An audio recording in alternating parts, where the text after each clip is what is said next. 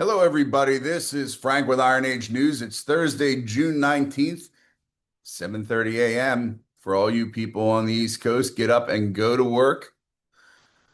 We're going to talk about one of the things the media is not talking about because the media is only talking about one thing. It's always good to have a war to take your mind off of all the failures that your party is involved in at this time, meaning the Democratic Party, because no one pushes a war harder than the Democrats. And we've already done videos as to why, so go check them out. And that's all I can tell you about that. Today, we're going to talk about one of my favorites, the Lahaina, am I saying it right? Lahaina, Maui, Hawaii fire and the aftermath thereof as of today. Okay. So we're going to look at this because it is important to see just how badly Los Angeles can become, or any of the other areas that are run by yeah, we can't say that, can we? Yeah, anything run by Democrats turns to shit. The joke has been for the longest time, and this was a major blunder on the part of the Republican Party, except the Republican Party in Hawaii is a symbiotic relationship with the Democratic Party. The Democratic Party, on the other hand, runs almost top to bottom the state of Hawaii. There is no second party. The other party is there just to make you feel like there's a change, but there's not. And that was a major flaw in the overall RNC policy, which is they should have seized on this issue. They should have seized on the issue of that telescope site being put on the top of a sacred mountain. They could have really pushed a lot of things to go back and look at the issues of state sovereignty, meaning is the state of Hawaii really what it is today? Was it taken at gunpoint, which most of the Native Hawaiians and history say that it was? And, who's really going to lose money on that one anyway, except for the Democratic Party and friends of theirs like Barack Obama. Well, we'll talk about that another day when we have the time. Instead, it's been nearly a year since the fire swept through Lahaina. Okay, it was a vibrant town and now it's been reduced to ashes. The story that followed was supposed to be one of rebuilding and unity and ohana, which is their term.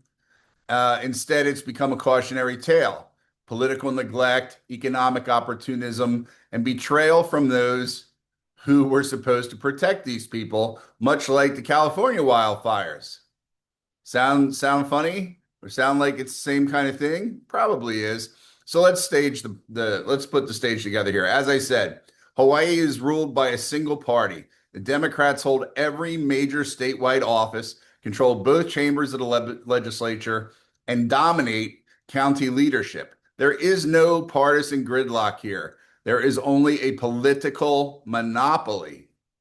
So when someone says, well, I can't do that because the mayor is a Green member or whatever, and we are whatever we are, it's not true. Okay. So why, with all that power, have survivors been left wandering in a bureaucratic limbo, right? The answer, sadly, is that compassion doesn't scale with control. And when party loyalty eclipses accountability, people suffer. Okay, and this is coming from a one of the survivors, and this was from a couple of different newspapers. We came to every meeting, we filled out every form, and still we're in a hotel room or a trailer. They promise us housing, but they can't even promise us they won't sell our land out from under us. Now, that should make anyone in the United States scratch their head as to what the heck's going on. That voice, as we said, was one of over 1,300 families who are still stuck, in FEMA housing. Some have begun receiving rental bills for what was supposed to be emergency aid. Meanwhile, only a fraction of the state's billion-dollar recovery fund has made it to the people who lost everything. At the same time, a quiet storm is building: speculators and developers. We have a lot of this in Florida, which is why this is always, we could see the handwriting on the wall here when you have a valuable piece of land and you are unrepresented in government or you don't have $1 zillion of your own. Okay. So this is kind of what we would have here too. Many from the mainland have begun buying up the land. Burned out parcels are changing hands for millions. In some neighborhoods, up to 20% of land has already shifted ownership since the fire. So let that sink in. At one point, you weren't allowed to clean up your own site, which is also the issue in California, where they're cleaning the sites up, but the city still wants to fine you or lien your property. Okay. This has happened here in Maui. So let that sink in. These are not sales made with full hearts. These are sales made out of desperation, confusion, or deceit on the part of the purchaser. And the government, they watch it. They hold workshops. There are infinite amount of workshops that have been held. They issue statements, but they don't stop it. It makes no sense, right? Does that make sense to you?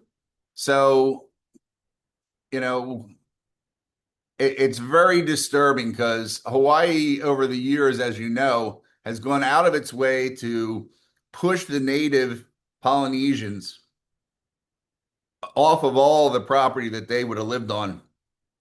Culturally, the Hawaiians are a beach culture. They live in and around the beaches. In a perfect world, they do that.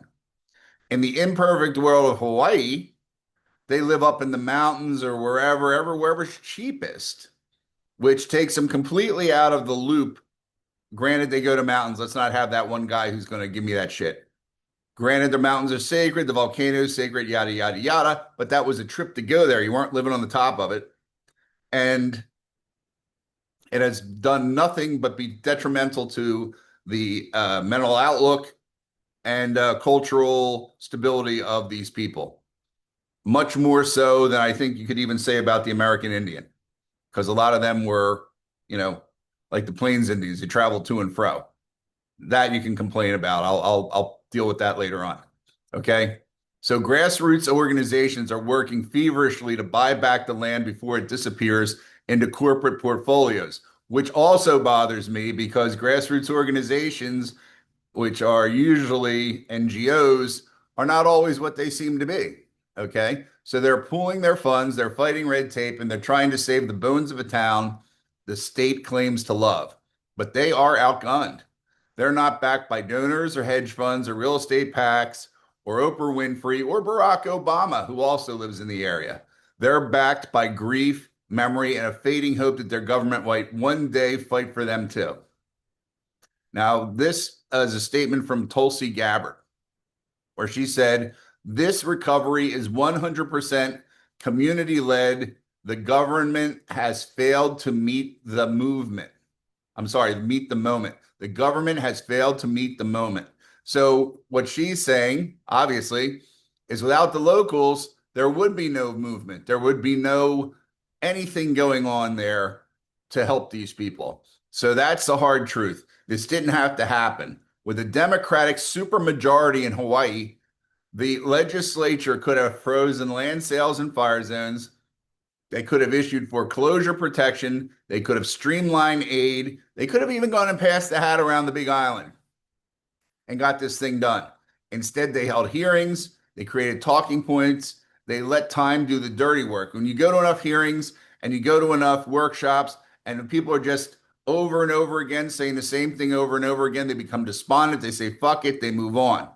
Or they say, how much can I get for my land? And that's when the guy with the suitcase is waiting for you. And all the while, the developers are circling the ash pile and they are just waiting because that's what they do. They can wait, right? So it's really a situation that you see in other areas, but like I said, it's most definitely under the microscope because this is an island, very finite amount of property. So if you're listening to this from the mainland, which is I am, you have to ask yourself, how would you feel if your town burnt down and your government's response was to hand the land over to Marriott and BlackRock, which we had happen here a number of times? If you're in Hawaii, speak up. Support organizations like LCLT, or I'm not going to say it right, HOOLA and Hawaii Community Lending demand for more than workshops, demand action. And because Lahaina isn't just a place, it's a test. If this occurs here, and this is still a relatively quick time to expedite the seizure of people's properties, even though they are high value properties, a test of whether power protects the people or sells them off piece by piece. Okay, so that's pretty much the story that we have. I will continue that. We're going to continue a series of other things that have been pushed to the side while the left makes this last vicious lunge at trying to decapitate Donald Trump before the midterm elections. Everything else goes to hold or zero because, as you know, nothing's occurred in the Ukraine, right? So there you have it. Otherwise, have a good day, and we'll talk to you later on. Ooh, look, the sun's up. Bye.